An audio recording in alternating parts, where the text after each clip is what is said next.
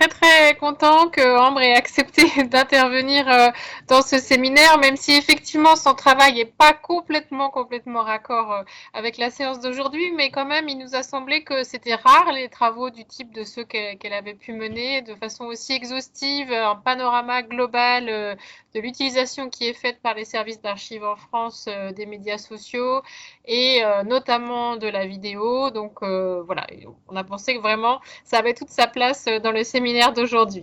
Donc on lui laisse la parole immédiatement. Merci Ambre. Bonjour, merci pour l'invitation. Du coup, moi, je vais vous présenter les travaux que j'avais menés dans le cadre du Master Archives à Angers, donc en 2019. Je vais juste mettre ma présentation. Une étude sur l'utilisation des réseaux sociaux par les services d'archives publiques et plus particulièrement du média vidéographique. Donc ça rebondit bien avec les interventions juste avant. On a aussi beaucoup parlé de vidéo. Donc moi je vais vous présenter plutôt ma démarche de recherche et puis mes conclusions. Voilà, donc moi je venais d'un diplôme de communication des établissements culturels, donc c'est vrai que j'ai toujours été intéressée par la diffusion et puis les réseaux sociaux, et quand j'ai commencé mes études en archives, je me suis dit alors qu'en est-il au niveau des archives, donc c'est là que j'ai commencé à me poser des questions et à commencer à formuler ma démarche de recherche pour le mémoire de Master 1. Donc j'avais pour objectif pendant ce mémoire de faire un état des lieux de ce qui se faisait au niveau des réseaux sociaux dans les services d'archives publics en France. J'ai vu à ce moment-là qu'il y avait déjà une étude qui avait été menée en 2013 par Julie Schaeffer et je l'avais consultée en commençant mes travaux, mais en fait en 2019, en 2013, c'était déjà quasiment obsolète parce que c'est un domaine où ça évolue très vite. Donc je me suis dit que je voulais recommencer et aussi augmenter les champs de caractéristiques par rapport à cette étude qui avait été faite en 2013.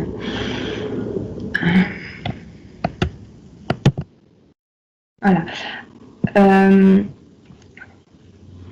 Pour aujourd'hui, pardon, je reviens juste avant. Pour mes objectifs, du coup, c'était vraiment dresser un état des lieux de ce qui se faisait. Mais je ne vais pas m'étendre aujourd'hui sur les publics, la recherche des publics que j'avais faite parce que elle était très en lien avec le travail de Brigitte Guillebenou, qui sont les publics d'archives, qui a été publié en 2015. Donc j'ai pas grand chose à rajouter là-dessus, et aussi sur la comparaison avec les musées et bibliothèques, c'est pareil, je vais pas m'étendre là-dessus, je vais vraiment me concentrer sur le travail de recherche à proprement parler. Donc pour cela j'ai créé deux grilles de recherche en fait. Ah, pardon. Donc la première grille, elle avait pour but plutôt de relever tous les réseaux utilisés par les services d'archives et également par leur collectivité de rattachement. Et donc j'ai volontairement recentré sur la France puis les services publics parce que sinon on ne peut pas tout faire dans le temps imparti pour un mémoire, c'est que un semestre, donc il faut un peu se concentrer. Et du coup pour cette première grille, ce que j'ai fait, c'est que j'ai fait voilà, le recensement des réseaux sociaux utilisés et notamment en ce qui concerne les réseaux sociaux des collectivités de rattachement, quelle est leur activité par rapport aux archives. Donc j'ai analysé 133 services, du coup vous avez la liste juste ici. Et voilà ce que j'en retire. Pour ce qui est de l'activité sur les réseaux des collectivités, On voit qu'ils sont très actifs parce que seulement 4 collectivités n'avaient pas aucun réseau social, sinon toutes les autres en avaient au moins un. Les plus utilisés sont Facebook avec 121 utilisateurs, Twitter en deuxième position avec 102 utilisateurs, Instagram avec 66 utilisateurs et YouTube avec 60 utilisateurs. Et on voit que ce quatuor de tête se distingue nettement du reste parce que quand on passe au cinquième qui est LinkedIn, on passe directement sous la barre des 20 utilisateurs.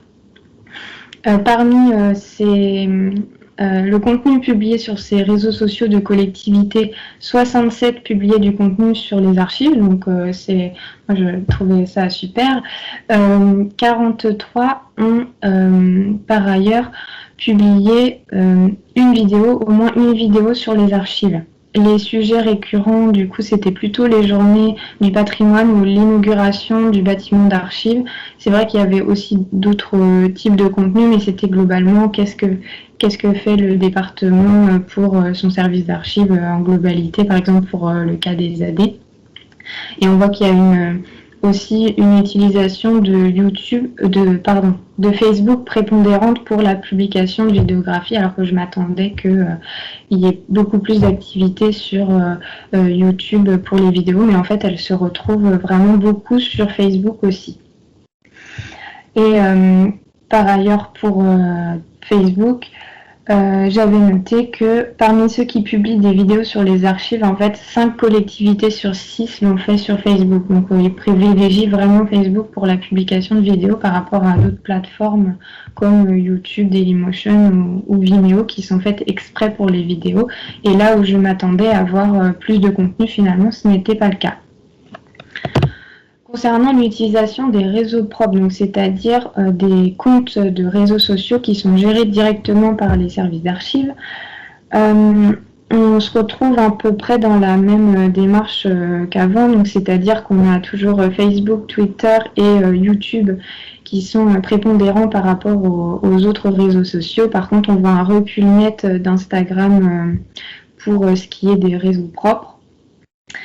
Là, je vous présente des chiffres, hein, mais je pense que depuis 2019, ils ont aussi augmenté.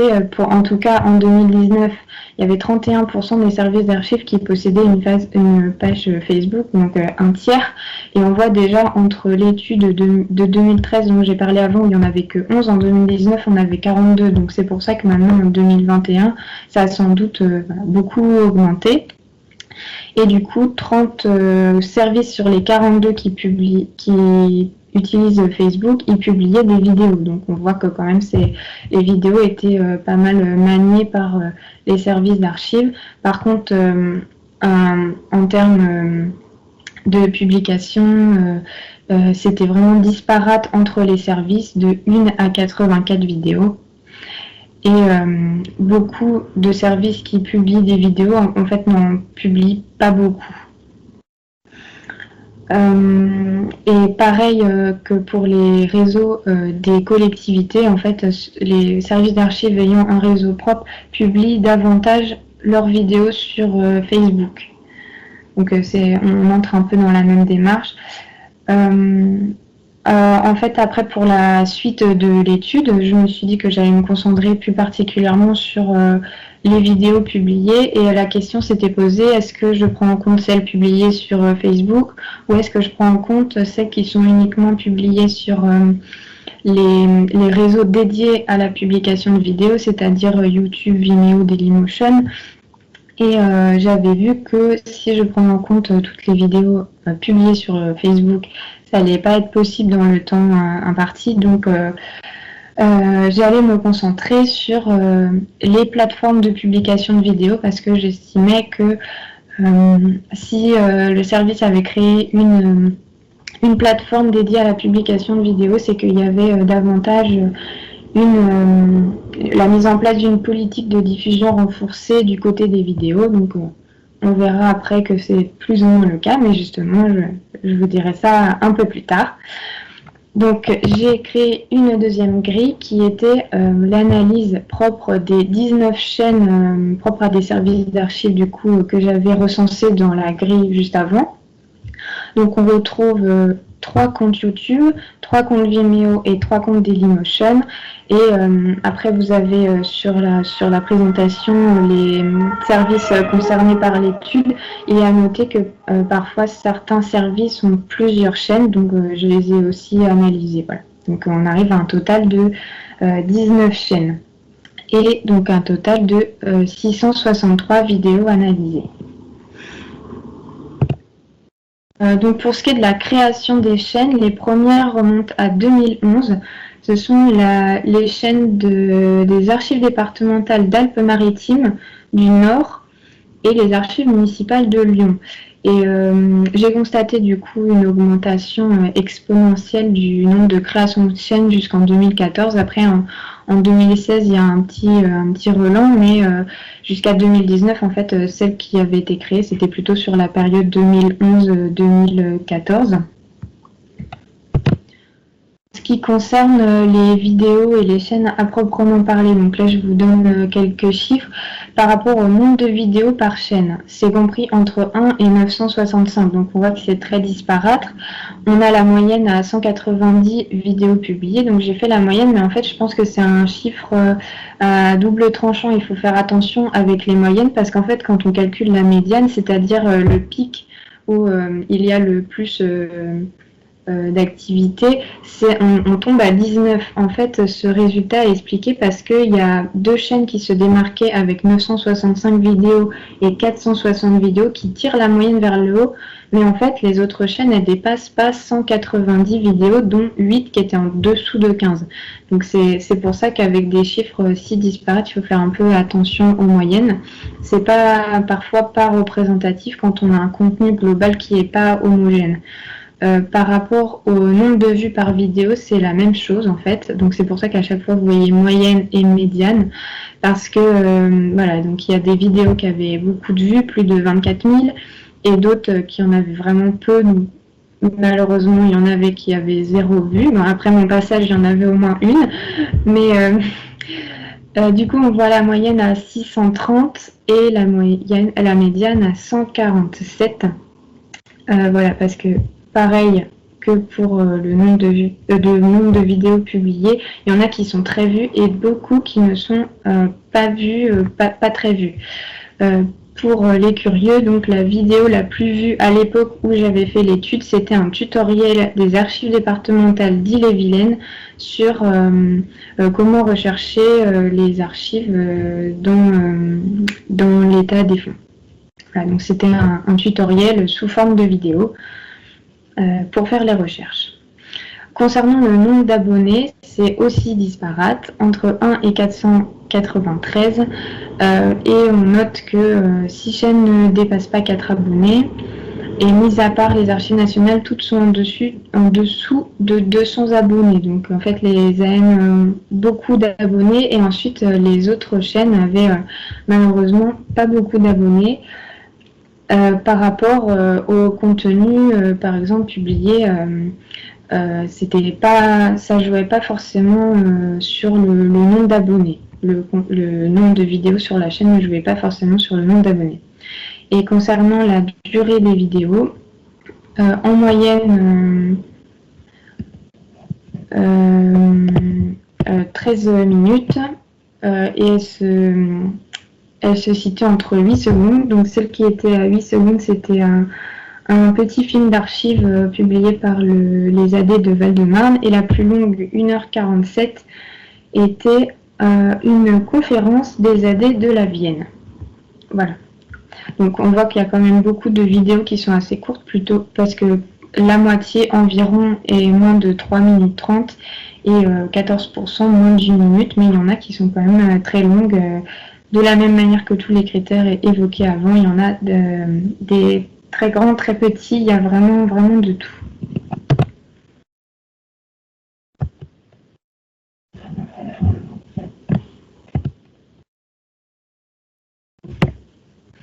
Concernant les thématiques de ces vidéos, les plus publiés par les services, c'était en grande majorité les captations de conférences ou de colloques et d'entretiens qui étaient ensuite rediffusés sur les chaînes de publication de vidéos. En deuxième position, on retrouve les documents papier, donc soit des écrits, soit sous forme photographique qui étaient montrés ou expliqués. Et ensuite, en troisième position, les documents d'archives audiovisuelles, donc là, les films, voilà. Mais il y a quand même beaucoup d'autres thématiques. Il y a un large champ de thématiques en termes de vidéos publiées. Voilà, donc ce qu'on peut en retirer de ces grilles, c'est que les vidéos les plus publiées ne sont pas forcément les plus vues. C'est ce qui m'avait d'ailleurs frappé le plus. Les plus vus, ce sera plutôt les tutoriels pour la recherche ou les archives numérisées. Beaucoup de tutoriels sous format vidéo avec des captations d'écran qui montrent comment utiliser le logiciel de recherche d'archives numérisées. Également beaucoup de succès sur les vidéos qui montrent les ateliers de reliure et de restauration ou alors qui présentent des documents très anciens. Alors que les vidéos les plus publiées, on vient de le voir juste avant, sont les colloques ou alors les monstrations de documents d'archives. On remarque aussi une très grande hétérogénéité dans la publication, aussi bien sur la forme que sur le contenu, et le manque de métadonnées autour des vidéos publiées, c'est-à-dire que les titres étaient très peu explicites, pas forcément de description dans le champ de description sur le logiciel, alors qu'on sait que c'est possible normalement de mettre sa description sur YouTube, Vimeo, Dailymotion. On remarque aussi qu'il y a un nombre d'abonnés qui n'est pas représentatif des visiteurs de la chaîne parce qu'il y a peu d'abonnés, mais on voit qu'il y a quand même beaucoup de vues. Donc, qui sont ces personnes qui visualisent vraiment la chaîne sans forcément être abonnés. Et ce que j'avais vu aussi, c'est que malheureusement, par rapport à l'étude des publics du coup que j'avais menée en amont, grâce à l'étude de Brigitte Guiguenot, on voyait que surtout pour les archives départementales, le public qui soit in situ ou en ligne, donc suit des sites web, il était très peu réceptif aux réseaux sociaux et du coup on se heurte à quelque chose qui n'est pas, je sais pas trop comment dire, mais ça a l'air de pas être trop cohérent entre le public plutôt typique qui n'est pas réceptif aux réseaux sociaux et puis cette avancée des réseaux sociaux dans la vie courante. Il y a l'omniprésence des réseaux sociaux. On se dit mais pourquoi, qu'est-ce qui fait que ici ça fonctionne pas forcément, ça fonctionne, mais de quelle manière ça fonctionne, alors qui sont ces personnes qui vont visionner ces vidéos, parce qu'on voit bien, il y a des chiffres, il y a des vues, donc qui sont ces gens qui visionnent les vidéos finalement. On n'a pas pu les analyser par manque du nombre d'abonnés, parce qu'on sait que c'est possible, notamment sur YouTube avec Google Analytics, c'est vraiment possible de faire des statistiques sur le public. On a tout un nombre de statistiques pour savoir l'âge, le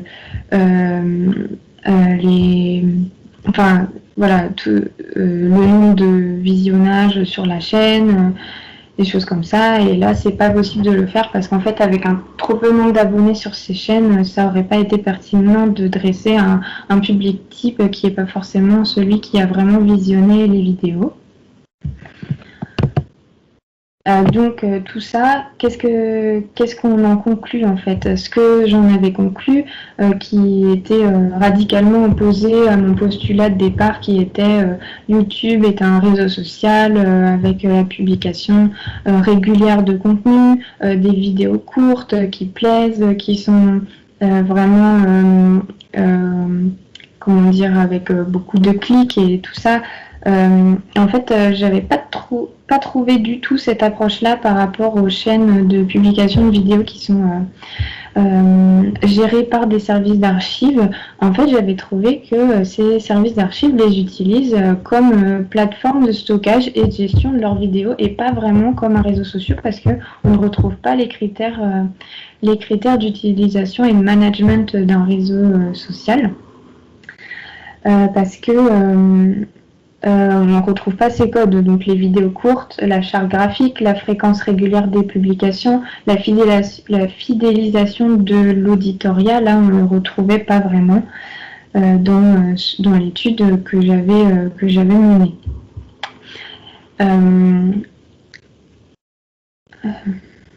Voilà, donc en fait, j'avais vu aussi que la position du public par rapport à ces chaînes, en fait, c'est un public qui sait ce qu'il vient chercher. Il vient chercher, par exemple, une seule typologie de vidéos. Donc, très clairement, le cas des chercheurs qui viennent regarder un tutoriel et qui ne vont pas forcément s'intéresser à autre chose comme ce qui est les activités, les publications sur les activités, tout ça. Non, lui, il veut un tutoriel, il sait qu'il y en a un là, il vient le chercher, mais ensuite, il ne va pas faire comme ce qu'on attend d'un public de réseau social, c'est-à-dire regarder une vidéo, puis une autre, et puis attendre s'abonner pour attendre la publication d'une nouvelle vidéo. Là, on ne se retrouvait pas du tout dans ce contexte. Et donc, ce qui permet par ailleurs à des vidéos vraiment longues auxquelles je m'attendais à trouver peu de vues, en fait d'avoir beaucoup de vues parce que la personne sait qu'elle vient regarder la rediffusion d'une conférence qui l'intéresse et elle va se mettre dans une démarche de s'installer, regarder la vidéo quasiment comme elle regarderait un documentaire en fait. Voilà, donc c'est pas du tout une approche réseau social dans le sens où je m'y attendais, mais du coup c'est bien parce que ça veut dire qu'aussi ce genre de vidéos, donc des captations de colloques, de conférences ou voilà, des rediffusions, ça marche aussi bien. Donc c'est une bonne nouvelle aussi, comme quoi toutes les thématiques trouvent son public, même si du coup on peut dire qu'il y a des publics vraiment, parce que comme chacun sait ce qu'il vient voir, chaque type de vidéo trouvera son public. Par contre, j'avais quelques petites choses à dire par rapport à ces grilles et puis aux exploitations. Évidemment, comme j'ai dû faire des moyennes, c'est beaucoup de généralité. Évidemment, c'était très très hétérogène comme on l'a vu, mais suivant les usages, suivant les services, il y avait vraiment un usage tantôt un peu comme des plateformes simple gestion de vidéos et d'autres fois c'était plus comme des réseaux sociaux. Voilà, moi j'étais obligée de faire des généralités, mais vraiment on trouve de tout. Également en 2019, donc il y a 2 ans, à part les archives nationales qui utilisaient clairement leur chaîne comme un réseau social, pour toutes les autres c'était quand même plutôt le stockage. Et la conclusion, elle est aussi à moduler parce que si j'avais analysé aussi les vidéos qui étaient publiées sur Facebook, est-ce que j'aurais eu les mêmes conclusions? Je ne suis pas sûre parce qu'il y a tout un pendant sur Facebook qui n'a pas été analysé, qui là aurait peut-être été plus utilisé comme un réseau social parce qu'on voit que pour des publications qui ne sont pas des vidéos, les codes sur Facebook des réseaux sociaux sont très bien compris, très bien appliqués, notamment aussi sur Twitter. Il y a vraiment une compréhension de l'usage des codes des réseaux sociaux par les services d'archives qui sont intégrés et en pratique. Donc là, ça aurait été peut-être un petit peu différent. Et aussi parce que j'avais remarqué que entre ce qui est publié sur Facebook et ce qui est publié sur les plateformes de publication de vidéos spécialisées en vidéo, parfois c'était des redites entre les deux, mais parfois on avait un contenu qui était différent. Voilà.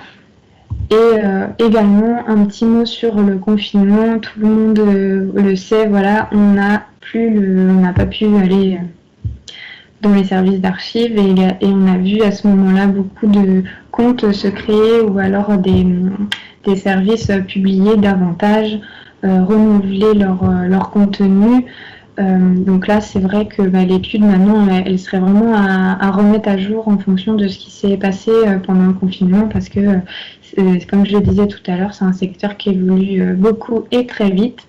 Et de plus, avec le confinement, il n'y avait plus de contact in situ, donc il y a beaucoup de services qui ont aussi évolué à ce moment-là, juste après l'étude.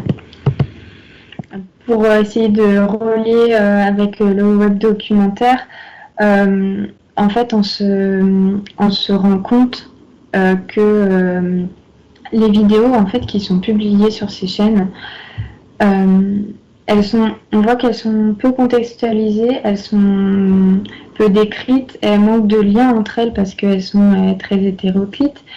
Mais en fait, c'est parce que surtout elles avaient été construites pour un autre contexte. Par exemple, le web documentaire, j'ai vu beaucoup de vidéos en fait qui étaient des extraits d'exposition, des supports de travail pour des ateliers. On a vu beaucoup de tutoriels, des conférences, ou alors des vidéos qui avaient été insérées dans des pages de blog ou de sites web. Donc en fait, pour tous ces usages, elles sont créées dans un cadre différent et ensuite elles se retrouvent regroupées sur les plateformes de publication de vidéos. C'est pour ça qu'au début, j'avais pas compris pourquoi toutes ces vidéos étaient rassemblées ici. Je voyais pas le lien entre elles. Et en fait, c'est parce que elles sont utilisées dans un autre contexte et ensuite rassemblées là pour des questions surtout de management des vidéos, parce que oui, c'est plus facile d'avoir toutes ces vidéos au même endroit.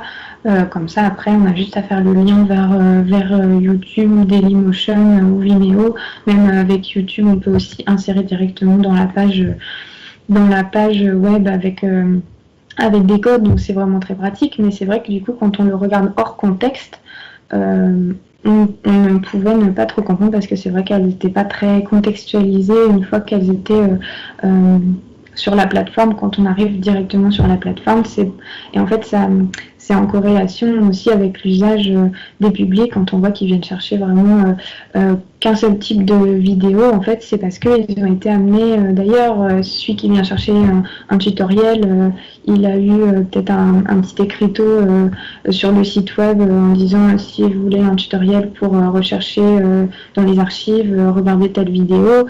Les personnes qui font une activité avec des enfants, ils vont leur passer une vidéo sur la tablette. Enfin, voilà, c'est parce qu'en fait, avant, elles étaient utilisées pour autre chose. Voilà.